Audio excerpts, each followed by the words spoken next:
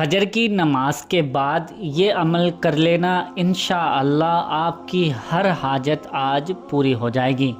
प्यारे दोस्तों, आज मैं आपकी खिदमत में ऐसा वजीफ़ा लेकर हाजिर हुआ हूँ जिसका नाम सुनते ही आप खुश हो जाएंगे, मचल जाएंगे। हाँ प्यारे दोस्तों, आपने बिल्कुल सही सुना है। आज मैं आपको एक ऐसा और 1400 साल पुराना एक वजीफ़ा बताने जा रहा हूँ जिसको करने के बाद कोई भी आपकी हाजत रह ही नहीं सकती है। यानी आप अगर कोई भी हाजत, आपकी दुआएं मांगते मांगते थक गए हैं, अल्लाह की बारगाह में खूब दुआएं मांगते हैं लेकिन दुआएं कबूल नहीं होती हैं।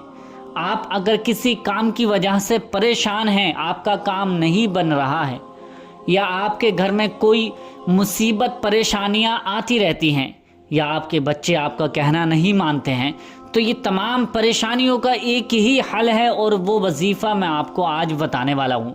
इस वजीफ़े को इस तरह से कर लेना जिस तरह से मैं आज आपको बता दूंगा, इस तरह से कर लेना जिस मकसद के लिए भी ये वजीफ़ा आज आप करेंगे, अल्लाह रब्बुल इज़्ज़त उस मकसद को आपके 100% पूरा फरमा देगा। प्यारे दोस्तों, वजीफ़ा, इसका तरीक़ा क्या है?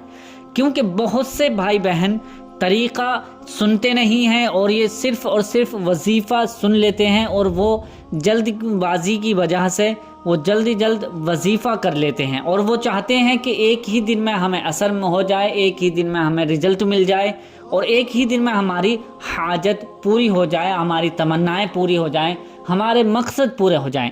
तो मैं आपको कहना चाहूँगा, अगर आपकी ऐसी सोच है कि मैं एक ही दिन में मुझे सब कुछ मिल जाए, तो आप कभी भी वजीफ़ा नहीं करें।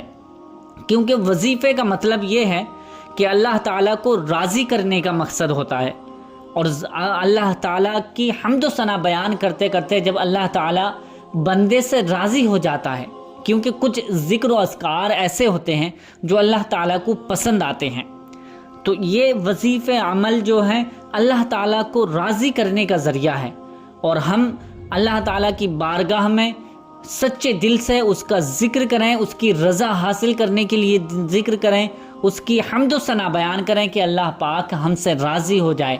उसके बाद अगर आप कोई भी वजीफ़ा, कोई भी अमल करेंगे तो इंशाअल्लाह उसमें 100% आपको कामयाबी ज़रूर मिल जाएगी।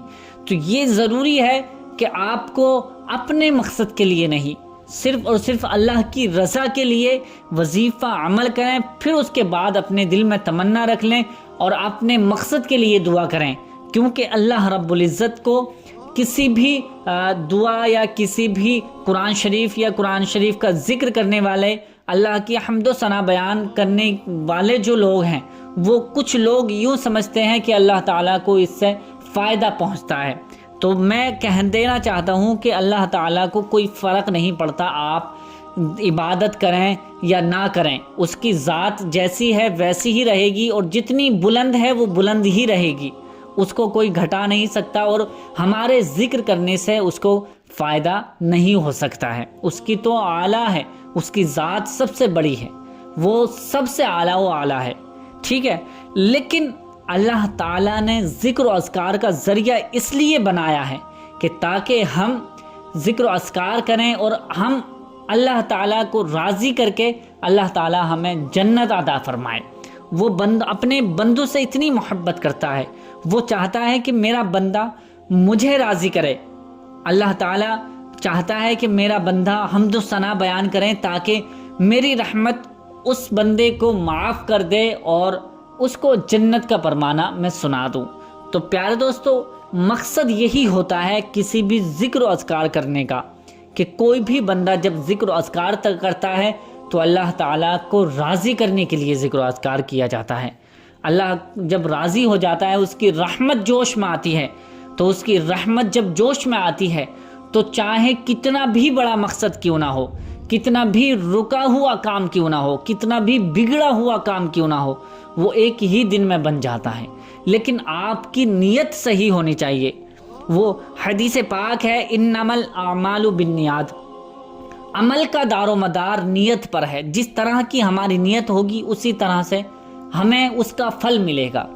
तो इसलिए हमें ज़्यादा से ज़्यादा चाहिए कि हम अल्लाह ताला की हम्दो सना बयान करें, ज़िक्र व अज़कार करें, नमाज की पाबंदी करें। फिर उसके बाद जो भी ज़िक्र व अज़कार करके आप दुआ मांगेंगे, जिस मकसद के लिए दुआ मांगेंगे, अल्लाह रब्बुल इज़्ज़त 100% आपकी दुआओं को ज़रूर कबूल फरमाएगा।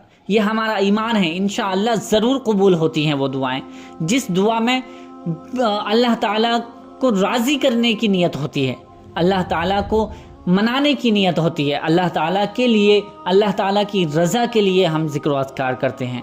तो प्यारे दोस्तों, ज़िक्र व अज़कार ये वजीफ़े अमलियात जो करा जाता है इसलिए करा जाता है। आज जो मैं आपकी खिदमत में एक वजीफ़ा अमल लेकर हाजिर हुआ हूँ, इसको कर लेना, इंशाअल्लाह आपकी मुसीबतें दूर हो जाएंगी, परेशानियाँ ख़त्म हो जाएंगी।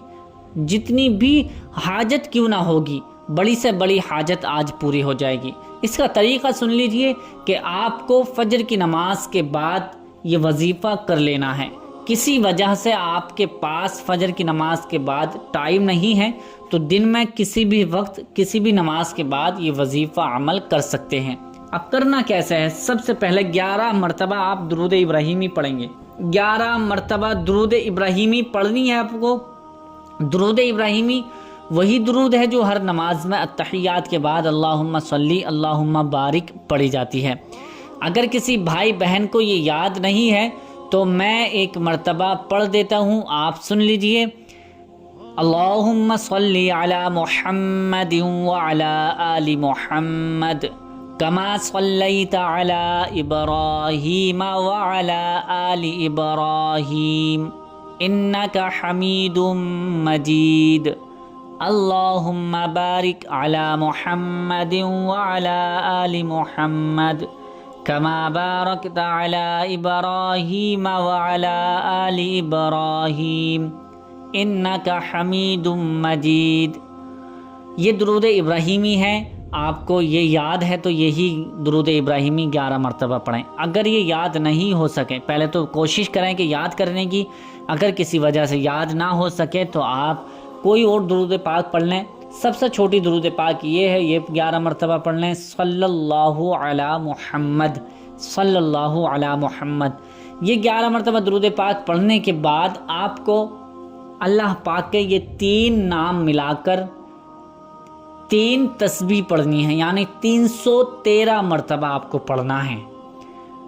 या नाफिउ या काफिउ या मालिकु, या नाफिउ या काफिउ या मालिकु, या नाफिउ या काफिउ या मालिकु, या नाफिउ या काफिउ या मालिकु, या नाफिउ या काफिउ या मालिकु। इस तरह से आपको तीनों नाम मिलाकर पढ़ने हैं। ये वो वजीफ़ा है जिसको मेरे नबी सल्लल्लाहु ताला अलैहि वसल्लम ने अपने सहाबा इकराम को बताया था। तो आप इस वजीफ़े को करके इस तरह से पढ़ लें। अगर हो सके तो आप सोने से पहले भी ये वजीफ़ा अमल कर सकते हैं। किसी भी वक्त ये वजीफ़ा कर लें, कोई हर्ज नहीं है, लेकिन बेहतर है कि आप फजर की नमाज के बाद ये वजीफ़ा करें। आपको 313 मरतबा 313 टाइम्स आपको ये तीनों नाम अल्लाह पाक के मिलाकर पढ़ने हैं। फिर उसके बाद 11 मरतबा दुरूद पाक पढ़नी है जो आपने पहले दुरूद पाक पढ़ी थी। ये वजीफ़ा मुकम्मल हो जाएगा। अब ये वजीफ़ा जैसे ही मुकम्मल होगा आप अपने हाथों पर दम करें, दोनों हाथों पर दम करें और अपने ऊपर फेर लें, अपने चेहरे पर फेर लें, अपने बदन पर दोनों हाथों को फेर लें। जिस तरह से मालिश की जाती है इस तरह से कपड़ों के ऊपर से ही आप अपने इन हाथों को फेर लें। उसके बाद ये वजीफ़ा मुकम्मल हो जाएगा। अब अल्लाह की बारगाह में दुआ करें, अल्लाह पाक आपको इंशाअल्लाह ज़रूर आपकी तमाम दुआओं को ज़रूर कबूल फरमाएगा। ये बहुत ही ज़्यादा ताकतवर और बहुत ही ज़्यादा असरदार है। ये वजीफ़ा आपको इंशाअल्लाह कंटिन्यू करना है, लगातार करना है और आपको रोज़ाना करना है। कम से कम आप 3 दिन करें, फिर 5 दिन, 7 दिन, 11 दिन, 21 दिन, इस तरह से बढ़ाते जाएं। आप इसका फ़ायदा और इसका कमाल आप खुद ही अपनी आंखों से देखोगे। इसका करिश्मा इतना ज़्यादा है कि जो शख्स अगर सच्चे दिल से इस वजीफ़े को कर ले, कोई भी उसकी हाजत बाकी रहेगी नहीं, हर हाजत अल्लाह पाक उसकी पूरी फरमा देगा। तो ये वजीफ़ा आपको इसी तरह से करना है जिस तरह से मैंने आपको बताया है। उम्मीद करता हूँ कि ये वीडियो आपको बहुत ज़्यादा पसंद आई होगी। पसंद आई है तो इसे लाइक करके शेयर ज़रूर कर दें। मिलते हैं अगली नई वीडियो में, तब तक के लिए अल्लाह हाफिज़।